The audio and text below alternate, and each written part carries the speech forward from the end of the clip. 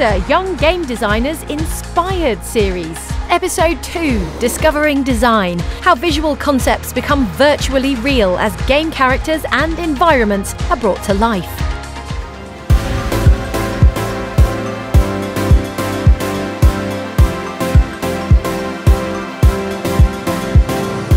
The art department's job is to create the worlds in which the player interacts. Our job is to sort of bring the design and the idea and the stories to life. Our job is basically to facilitate what the game designers have in their head visually. So we have to take what they write down, take what rough ideas they have, and flesh it out and make sense of it. We have to look at the game design first. So we'll take that document that the game designers have written out, go through it, pick out kind of key things that we might want to kind of build. We'll create a world that represents the movies and all the comics as well that we look at, and then make that work for the game design, make sure it's colourful and kid-friendly.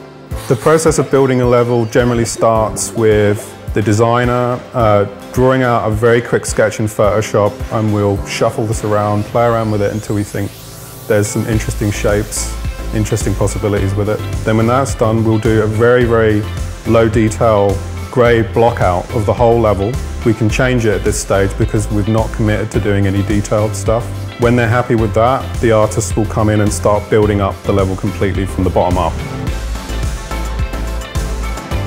Every member of a large team would interact with the game engine in a different way, and an artist would create 3D art in a separate package and then bring those in and sort of design the set of the game. If you're really good at drawing, you can be a 2D artist, you can even get into 3D art. If you love animation and cartoons, then animation can be your route.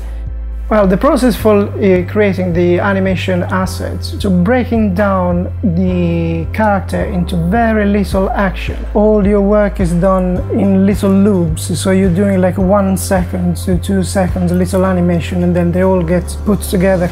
We actually take lead from what design want. We're trying to realise whatever their scope is for the game. We look at a lot of reference of the actual character we're looking at, and then we will create a number of concepts which I'll work directly with one of the character team. The games that we make and the content we make is kind of like a combined of our spirit. Sometimes we come up with a character and we know how it's going to be already, but sometimes I'm just given a name. We don't have as much detail to work with, and we need to make sure that these characters are iconic. Depending on what size it is on the screen also depends on how much impact that character has, and typically colours and what sort of palette we're going to use and what sort of level of detail you want to include, because sometimes you want characters to purposely sit in the background and some characters to come forward as the main playable character. So concept stage is really important for that.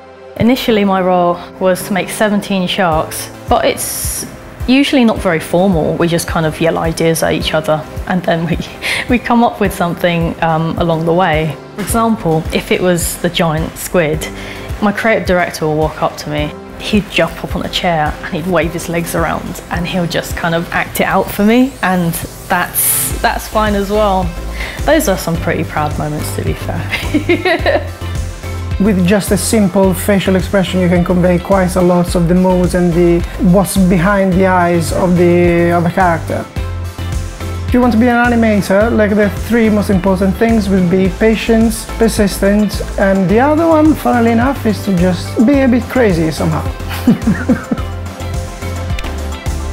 In our next episode, we're exploring the mechanics of the game engine. In the meantime, for more inspiration or to enter the BAFTA Young Game Designers competition, visit ygd.bafta.org.